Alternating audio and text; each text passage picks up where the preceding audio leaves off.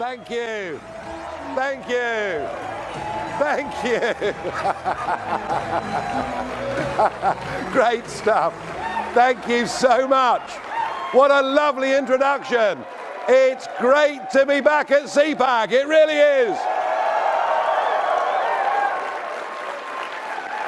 You just saw in that video, you just saw 25 years of my life concertinaed down into 3 minutes.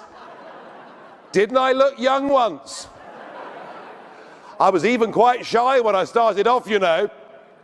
But it just goes to show that sometimes the good things in life have to be fought for. The good things in life take time to come to fruition. That the good things in life, in the face of the opposition of the establishment, are hard to achieve. But it all makes you realise, doesn't it, that in 2016, with the Brexit vote and the election of Donald Trump, we stuffed the establishment. We did. And the really good news is that here we are, over a year on, and that revolution that you were all a part of, that revolution is still rolling. It's still rolling across the West. Back in 2000, just 8% of the votes in Europe went to patriotic parties. This year, it is 24% of the vote that is going to patriotic parties, and that number can only go up. And I think the real inspiration now for the future is going to be the man that appeared on this stage and spoke to you this morning. You know, I was very happy to support in any way I could Donald Trump's campaign back in 2016. I now think, with him over a year into the presidency, it was the best decision I've ever made in my life. I really do. I really do. I thought he'd be good, but I got to tell you, he has exceeded all expectations. He's on the way to being a truly great president of this country. And I was lucky. I was fortunate this morning that shortly after he came off this stage, I got the chance to have a conversation with him. And I must say, my impression of him today was, here was a president at ease with himself. Here was a president in good humour. And here was a president at the very top of his game.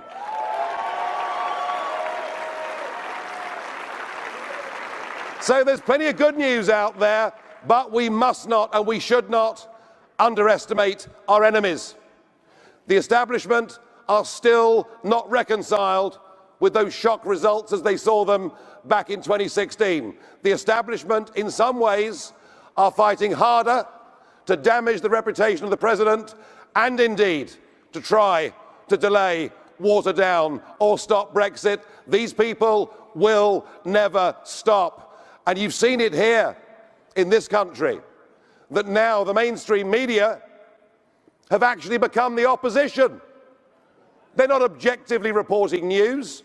90% of what you see on mainstream media in the States is negative about the president. Mind you, I suppose given the state the Democrats are in, maybe there needs to be an opposition of some kind in this country. Because they kind of haven't quite got their act together, have they? In fact, I'm hearing stories that maybe they'll nominate Hillary next time round as well.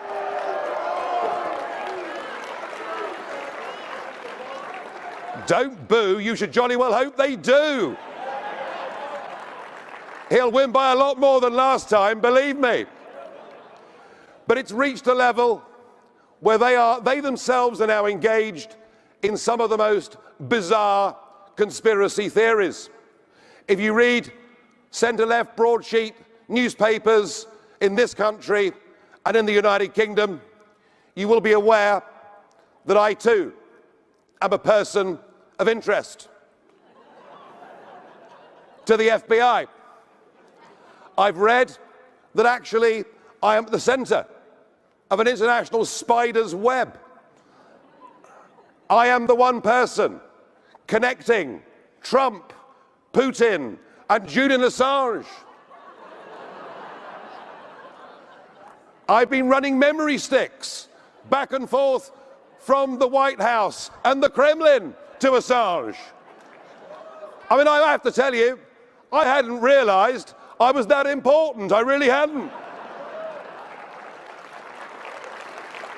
I'm told the next time I set foot on US soil, I'm going to be arrested, I'm going to be put in front of Mueller because of my Russian connections. Oh, and what is without doubt is that I've been funded by the Russians for my entire political career.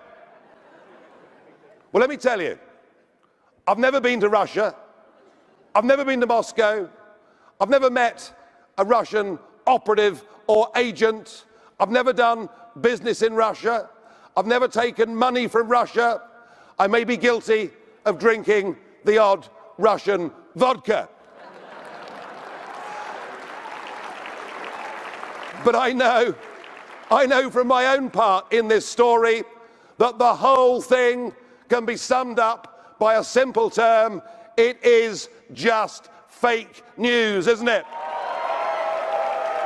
It's fake news, and it's fake news to suggest that the president colluded with the Russians in his election campaign. He didn't, but you know what? When this is over, they still won't stop. They still will never accept that their view of the world has been turned upside down. They will keep on fighting. They will keep trying to damage the reputations of everybody involved with the conservative patriotic movement. So we must not underestimate just how powerful our enemies are. Just think of George Soros. He gets a bigger boo in England than that, but anyway, there we are.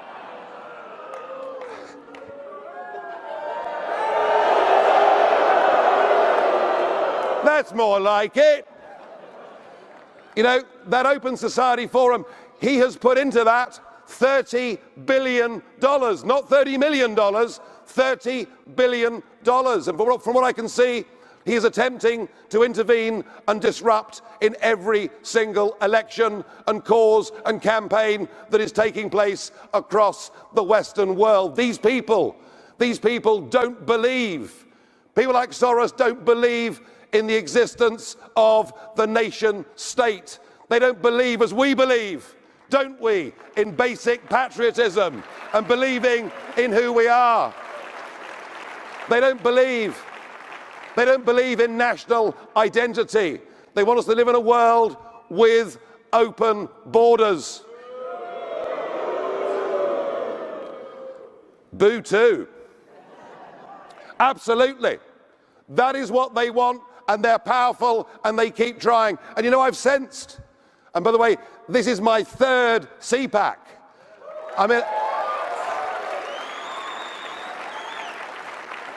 they keep inviting me back, and can I say to Matt Schlapp and the team, every year I come back to CPAC, it is bigger and better and more professional than it was the year before. Well done, Matt, and to all of your team.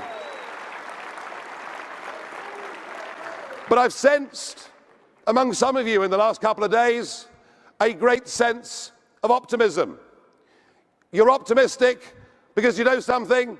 This president has made America optimistic once again, and that's a good thing. Whether it's the tax cuts, whether it's deregulation, whether it's growth, jobs, or whether, importantly, it's America's standing in the world, because you know something? Under those 8 years of Obama, people thought much less of America at the end of that 8-year period. I agree.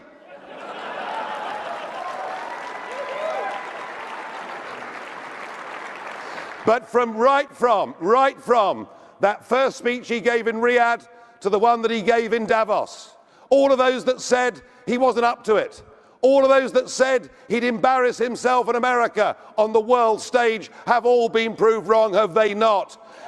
They all have been proved wrong. In fact, I felt he was so full of self-confidence that when he was walking around in Beijing, I thought he was about to put a bid in for the place. So, well, you never know, a few new golf courses, a couple of hotels. I mean, it's always possible after he's been president. But the point is, a lot of you are feeling really happy, you're feeling really upbeat, and the mood music is, do you know what? We were really worried about these midterm elections, but kind of we're not so worried anymore. And you know something? The biggest danger, the biggest single danger to the huge victories that were achieved back in 2016 is complacency. That is the biggest danger that we face. And I would say to all of you, if you want to see the president keep those majorities in the houses, if you want to see the president go on in the last half of this first term, and I emphasize, this is just his first term, isn't it? But if you want to see him in the right position, he's going to need every bit of help and support that you can possibly give him. He's going to need you to get your walking boots on once again and to get out there and deliver those leaflets and knock on those doors and guarantee him a great victory in November 18. So please, please go and help your president move on to even greater things.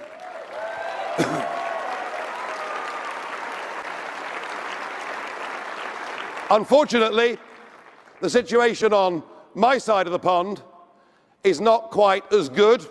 It's not going quite as well as it is here. There is an attempt by that unholy trinity of big banks, big business, and big politics to stop Brexit from happening. We are due to leave the European Union on March the 29th next year. They're going to do all they can to frustrate the will of 17.4 million people. I am not saying that they will succeed, but they will certainly try. My gut feel at the moment is that we will just about get there. But we may not. We may not. And if they do, in the worst case scenario, overturn that result and insult the intelligence and the decency of the British people by making us have that vote again, then I tell you one thing, I will be straight back in the front line of that campaign.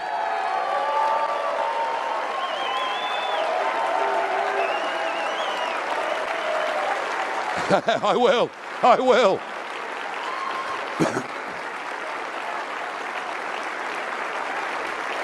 Do not underestimate the power of ordinary people when they get together and go out and try and make things happen. No, I don't want to have to do this again, but if they want that battle to be refought, I'll be back there, and next time from me, it'll be no more Mr. Nice Guy.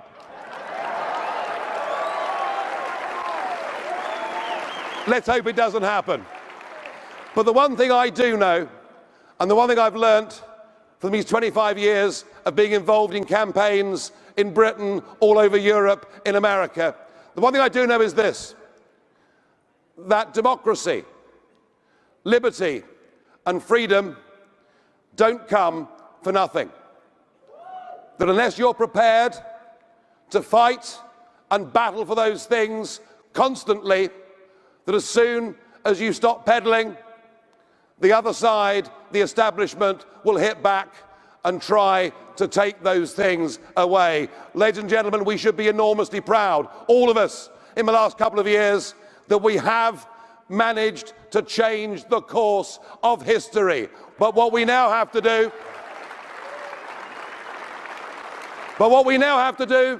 is to make sure that change of direction, that change of history, is not just a short-term phenomenon.